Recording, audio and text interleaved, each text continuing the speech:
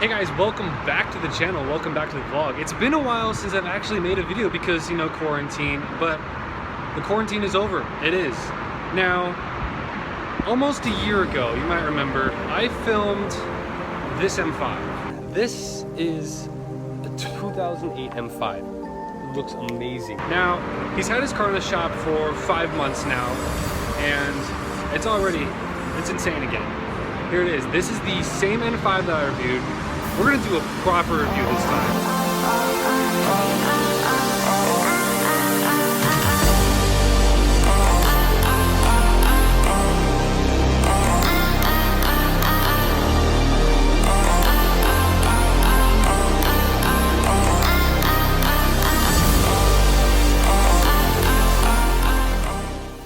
So the BMW M5 has a 5-liter V10 pushing 400 horsepower in put-around mode. It's pretty cool, look at this. I'm not quite sure how fast it is in put-around mode, but it does 0 to 60 in this one does 0 to 60 in 4.2 seconds because it has an aftermarket flywheel and clutch.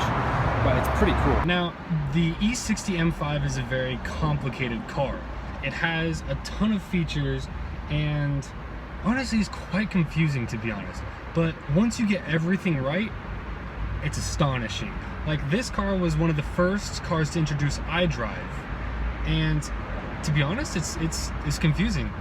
Like, there's submenu after submenu after submenu, but once you figure out what it can do and get all the settings right, this car is one of the best decisions you can make in your entire life. But it's also an M5, so listen here. So once you press this button, that's the M button, it changes the entire car. It becomes more responsive, faster, and you actually get 107 more horsepower. So after this, you get about 507 horsepower to the wheels, and it becomes blistering fast. Now, if you get an M5, you want to make sure you put about 5 to 10 grand of work into it before everything goes wrong. The rod bearings, however, that can destroy your engine, and an engine rebuild on this thing can cost $30,000 to $40,000. Once you destroy your engine, you just have a very expensive rolling chassis. But to counter that, you're going to want to replace the rod bearings before they blow up, and then it'll be the best car ever. Now, it'll have its little minor issues, but all BMWs come with that. That's part of BMW ownership, but it's still an amazing car. So the V10 that is in this car, BMW made it themselves. They didn't get it from Porsche, didn't get it from Lamborghini. They made it because they got bored, and it's great. Now, they got the idea from the F1 team, and they're like, it'd be a cool concept if they put a V10 in a sedan. And there you go, they did. Back in 2005, they made a V10, put it in the M5 and M6, by the way. So the E60, E61 has the V10, and then the same V10 they put in the M6, which is the coupe version and convertible version of this car practically. Though they look different, it's the exact same car practically. Okay, so we made it to classic BMW, and we have the E60 2008 M5 here next to a brand new 2019 F90 M5. This thing is a twin turbo V8 and does 0 to 60 around 3.1 seconds. This is about 4.2, specifically this one. Now on paper it'll say it'll do 0 to 60 around 4.7, 4.6, but you know how it goes. But look at the similarities between these, how much they've changed throughout the years.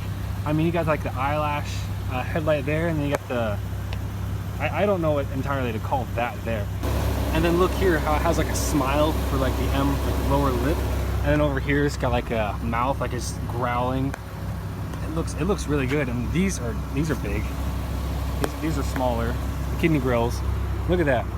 That's carbon fiber, and then this is just a side fender here. So on a regular E60, like a 535, the fenders don't come out as far as this much. So that's one way you can tell that it's an M5. Plus these have quad tips, the others do not. And also the rims here. These are stock BMW M5 rims, and they're specially made for M5s. Now, you will not find these on a 535 or 540, 550, whatever. But if you do, they're after stock, and it's not an M5. Also, the M5 is the only of the E6 series that will have side grills. The E60, 535, 540, again, will not have any of that. That's another way to tell. doesn't really get rolling. Mm-hmm. Like because of that clutch, you have so much power in that clutch going in. Yeah. What does that do? Oh, it's an M mode now. What the heck? Exactly. So you feel that you feel it change. Exactly. I wish I could portray that to you guys. It changes. Like it jerks you. It gets lower. Okay, now the new BMW 2 Series looks like a Kia Forte.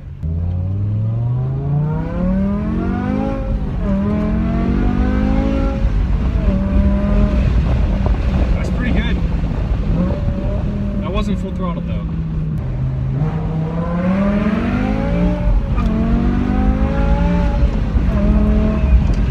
Now, when you put it in M mode, once you press that button, everything's going to change, including you get a little heads-up display button right there. Not the button, but it's a heads-up display.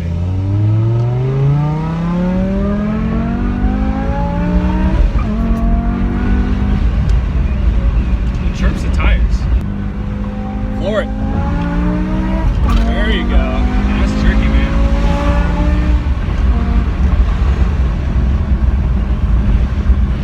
Wow, it handles. It's so smooth. It handles perfectly. And this curve is not ending.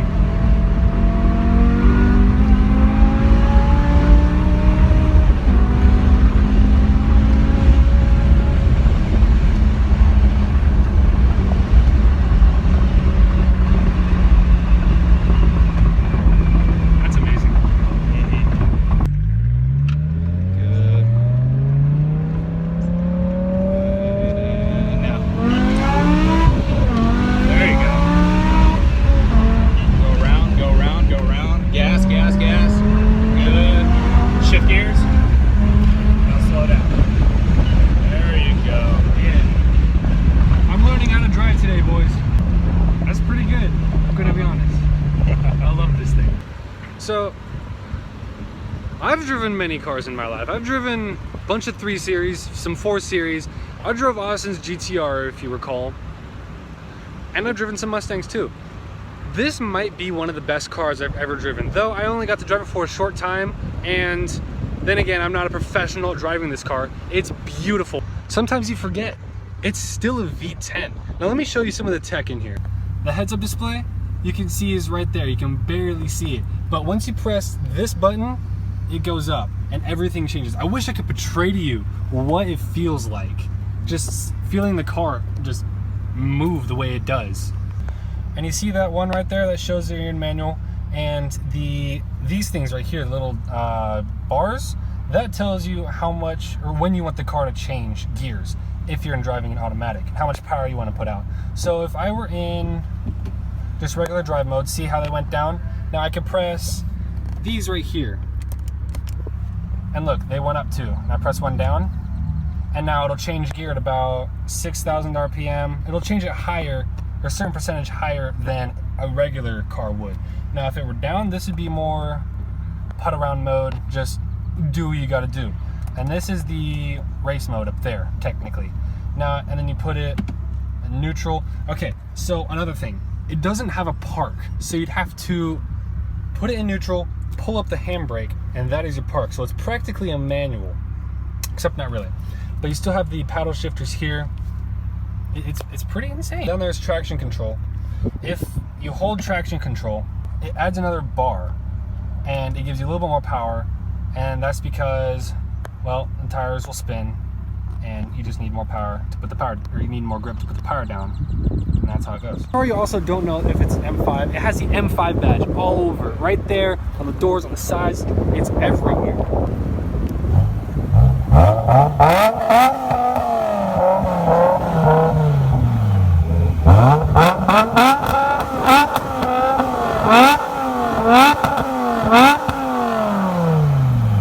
That's an M5. That is a V10 right there. Naturally aspirated V10 with 507 horsepower.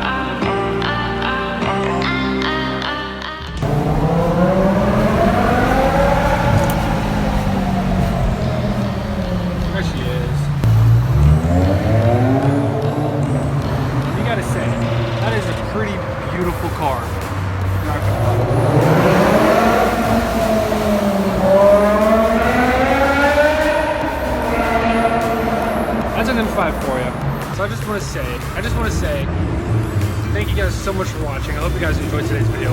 We got these boys over here revving their cars. Oh, it's amazing. Oh, one thing. Look what I did. Well, my RPMs just went yeet.